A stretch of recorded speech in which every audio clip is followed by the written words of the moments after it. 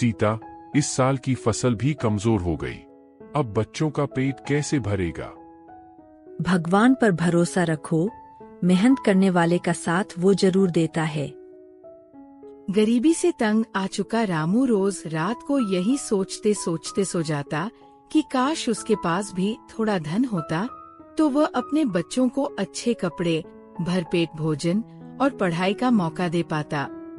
एक रात थकाहारा रामू गहरी नींद में सोया। तभी उसे एक अजीब सपना आया। सपने में उसने देखा कि कोई साधु उसके सामने खड़ा है। रामू, तुम्हारी मेहनत और ईमानदारी व्यर्थ नहीं जाएगी। अगर तुम हिम्मत रखो तो तुम्हें सोना मिलेगा। सोना? कहाँ मिलेगा बाबा? नदी के उस पार पुराने पीपल के पेड़ के नीचे गड़ा हुआ है। लेकिन ध्यान रखना, यह सोना सिर्फ मेहनती और सच्चे इंसान के लिए है।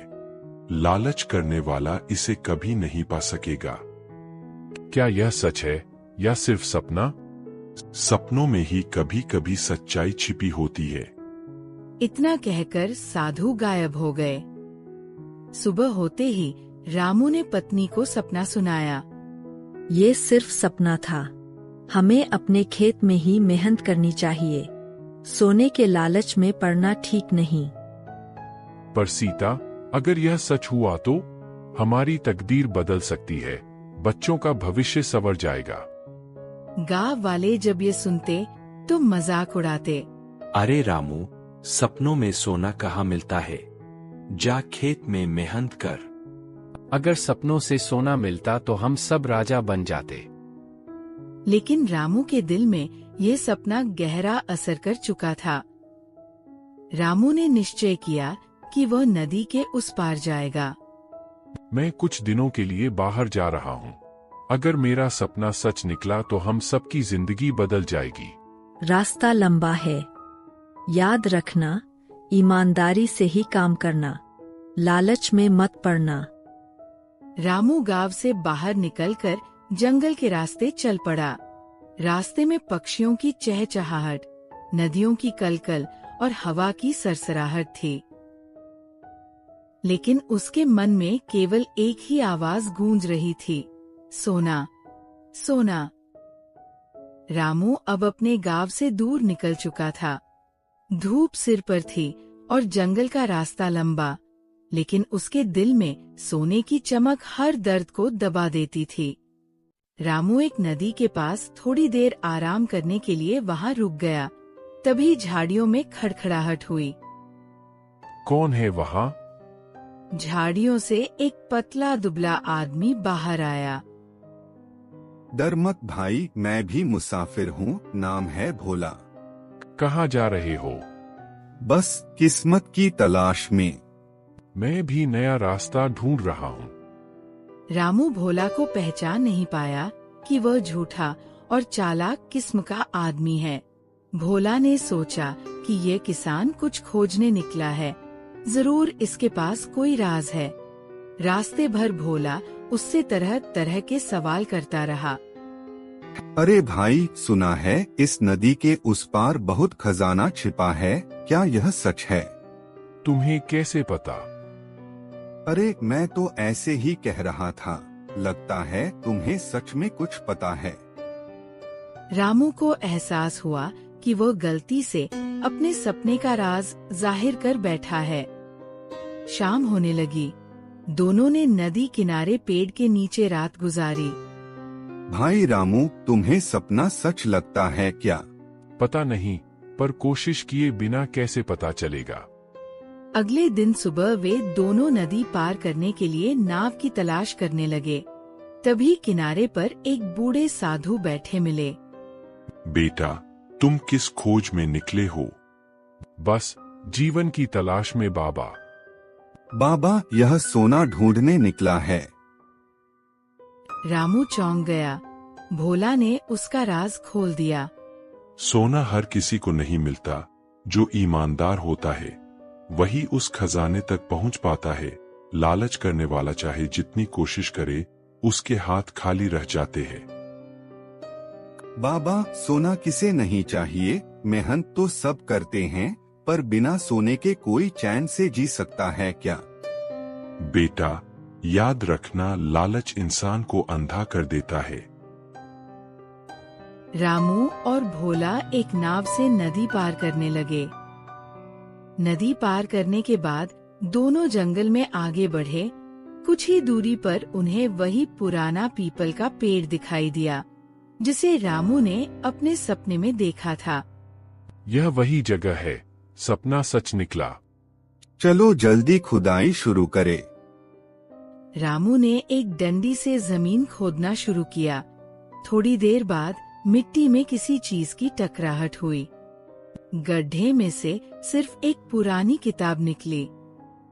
यह सोना नहीं है, ज्ञान है। धोखा हुआ, मैंने इतना सफर किया और बदले में फटी पुरानी किताब मिली। साधु ने कहा था, सोना सिर्फ ईमानदार को मिलेगा। शायद यह असली सोना, यही ज्ञान है। इतना कहकर भोला वहाँ से चला गया। रामू उस किताब को लेकर चुपचाप घर की ओर लौटने लगा। क्या यही सोना है, या मेरा सपना अधूरा रह गया? अगर गांव गया और सबने मजाक उड़ाया तो? वह चलता गया। रास्ते में उसे वही बूढ़ा साधु फिर दिखाई दिया जो पहले नदी किनारे मिला था। बाबा, मैंने पीपल के पेड़ के नीचे खुदाई की, उसमें सोना ना मिला, यह किताब मिली। बेटा, असली सोना यही है। ज्ञान ही सबसे बड़ा धन है। सोना खत्म हो सकता है, चोरी हो सकता है, पर ज्ञान जीवन भर साथ रहता है। लेकिन बाबा, मेरे बच्चों को भूख लगती है, किताबें रोटी नहीं बन सकती। बेटा, इन किताबों में खेती और औषधियों के ऐसे रहस्य हैं जो तुम्हें कभी भूखा नहीं रहने देंगे। उन्हें पढ़ो, समझो और अपनाओ। यही तुम्हारा असली खजाना है। इतना कहकर साधु वहाँ से चले गए। कुछ दिनों बाद रामू अपने घर पहुँचा। बाबा, सोना मिल गया क्या? क्या हम अमीर हो गए? बेटा, सोना नहीं मिला, पर कुछ ऐसा मिला है जिससे हमारी जिंदगी बदल जाएगी। यह तो पुरानी किताबें हैं, इनसे क्या होगा? हमें तो खाने के लिए अनाज चाहिए। रामू ने रात भर किताबें पढ़ी। उनमें लिखा था फसलों को बिना लागत बढ़ाने के नुस्खे, बीज बोने का सही समय, मिट्टी को उपजाऊ बनाने की विधि, जड़ी बूटियों से दवा बनाने के उपाय। रामू की आंखों में आशा की किरण चमक उठी। अगर मैं इसे अपनाऊं तो शायद मेरी फसल सच में सोने जैसी हो जाएगी। अगले दिन रामू खेत पर गया। उसने किताब में पढ़ी बातें लागू करनी शुरू की। देखो देखो, रामू पागल हो गया, किताब पढ़कर खेती कर रहा है। लेकिन रामू हिम्मत से काम करता रहा।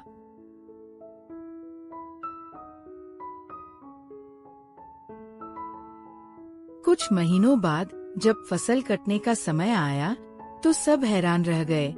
रामू की फसल पूरे गांव से दोगुनी और हरी भरी थी। रामू, ये तूने कैसे किया? हमारे खेत सूख गए और तेरे यहाँ सोना उग गया। यह सब उन किताबों का ज्ञान है जिन्हें तुम बेकार समझते थे। कुछ समय बाद धीरे धीरे गांव के लोग भी रामू से सीखने लगे। उसने किसी से पैसे नहीं लिए, सबको किताबों से मिली विधियां समझाई। रामू, तूने पूरे गांव की तकदीर बदल दी। असली सोना यही है, ज्ञान और मेहनत। इसी बीच भोला, जो लालच में किताबें छोड़कर चला गया था, फिर गांव आया। उसने देखा कि रामू अब सम्मानित और सुखी जीवन जी रहा है। यह सब मेरे सामने हुआ था। अगर मैं किताब ले आता तो आज मैं अमीर होता। उस रात रामू को फिर वही साधु सपने में दिखाई दिए। रामू, तूने साबित कर दिया कि ईमानदारी और मेहनत सबसे बड़ा खजाना है। यह ज्ञान अब तेरा नहीं, पूरे गांव का है। बाबा, धन्यवाद। आपने जो सोना दिया, उसने हमारी जिंदगी बदल दी। अगली सुबह गांव के चौपाल पर सब लोग इकट्ठा हुए। सरपंच ने सभा बुलाई। भाइयों, हम सब ने रामू की मेहनत और ज्ञान से बहुत कुछ सीखा है। लेकिन यह ज्ञान सिर्फ हमारे गांव तक क्यों रहे? क्यों न हम इसे पास पड़ोस के गांवों तक पहुंचाए? मैं तो बस एक साधारण किसान हूँ, मैं किसी को सिखा भी पाऊंगा या नहीं? रामू, यही तेरी सादगी तुझे महान बनाती है। तू हमें रास्ता दिखा चुका है, अब तू ही दूसरे गांवों को रास्ता दिखा। सभा में कोने पर भोला भी बैठा था। उसने देखा कि रामू अब सबका हीरो बन चुका है। अगर मैंने इसे रोका नहीं तो यह और बड़ा बन जाएगा। क्यों न इसकी किताब चुराकर मैं खुद नाम कमा लूं। भोला ने योजना बनाई कि वह रामू के घर में घुसकर किताब चुरा लेगा। अगले दिन भोला चुपके से रामू के घर में जाता है। भोला किताब उठाने ही वाला था, तभी अचानक रामू की बेटी ने भोला को देख लिया। चोर चोर। यह सुनकर भोला वहां से भागने लगा। शोर सुनकर गांव वाले बाहर इकट्ठा हो गए।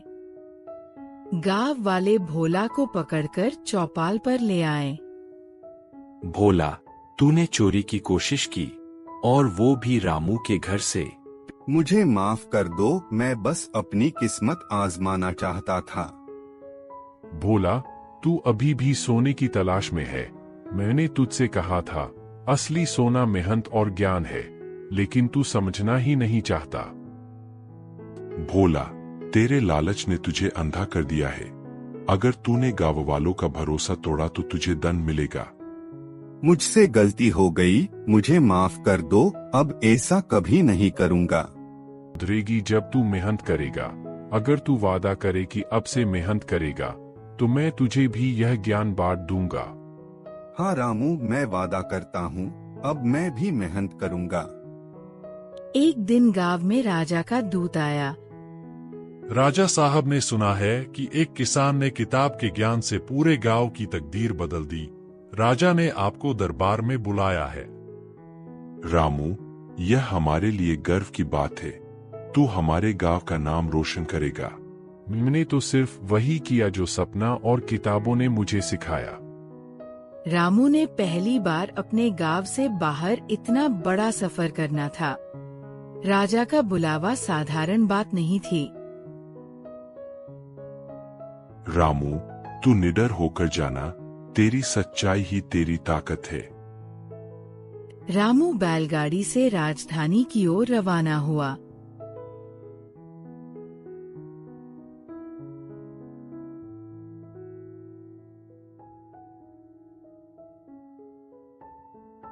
तो तुम वही किसान हो जिसने अपने गांव की तकदीर बदल दी?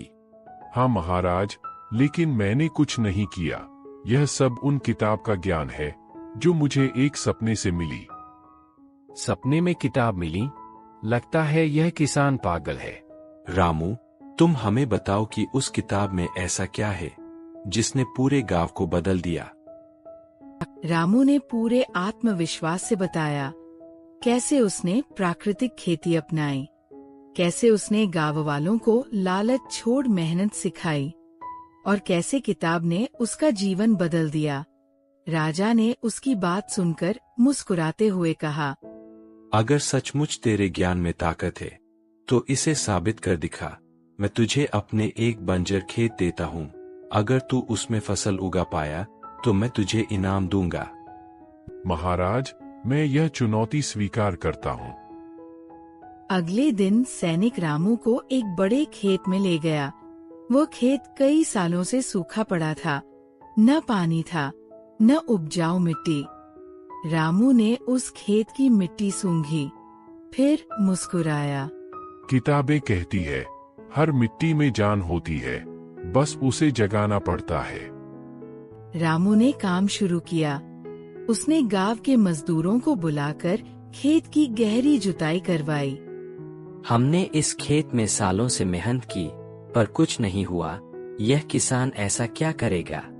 देखते हैं, शायद यह सचमुच कोई जादू जानता हो। कई हफ्तों की मेहनत के बाद धीरे धीरे खेत में हरी अंकुरियां उगने लगी। ये कैसे संभव है?